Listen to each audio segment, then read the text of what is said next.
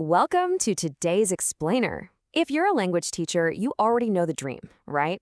Ditching the dry, dusty textbooks and bringing real-world English straight into the classroom. I mean, it sounds absolutely fantastic in theory.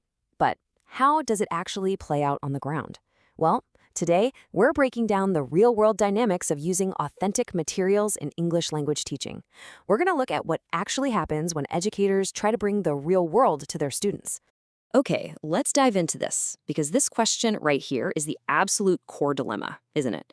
Are authentic materials actually worth the effort? On the one hand, real-world language, like a local news clip or an actual physical restaurant menu, provides incredible value. But on the other hand, the data highlights a massive, massive cost in preparation and execution. So let's weigh that effort directly against the classroom payoffs. Section 1. The Teacher's Preparation Challenge. You see, before a student ever even lays eyes on a piece of real-world media, educators face this hidden, grueling life cycle of lesson planning. It's definitely not just hitting print. Step 1 is the search. We're talking about going down a total rabbit hole just to find that one perfect 3-minute audio clip.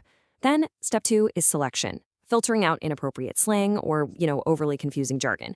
Step 3 is adaptation. And actually, scratch that. Adaptation is often the most grueling part. It's like spending an entire hour writing a custom glossary just so your beginner class can understand a single 15-second TikTok video. And finally, organization.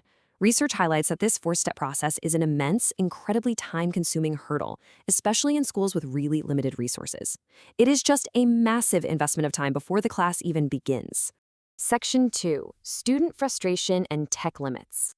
But hey, the challenges definitely don't end at the teacher's desk. Even with absolute perfect prep, real emotional barriers pop up in the classroom.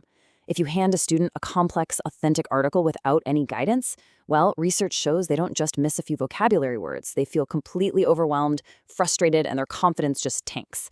But pair that exact same material with proper teacher scaffolding, and boom, that frustration transforms into genuine, meaningful aha moments.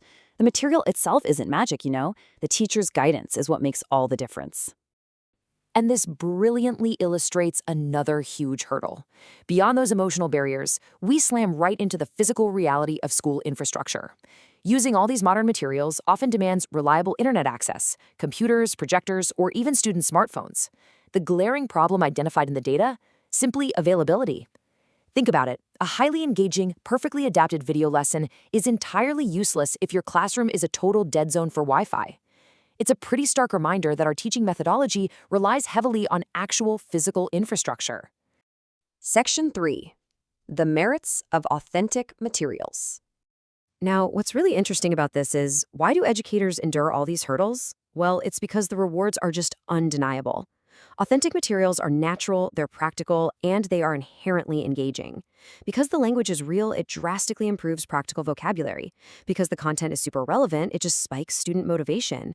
But most importantly, it boosts cultural understanding in a way a sanitized textbook literally never could.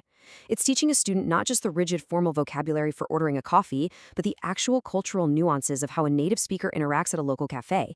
It's a real game changer. Section 4. Selecting for meaningful learning. So, we've weighed the really steep challenges against those transformative merits. How in the world do we balance the scales? Well, the source provides a crystal clear directive.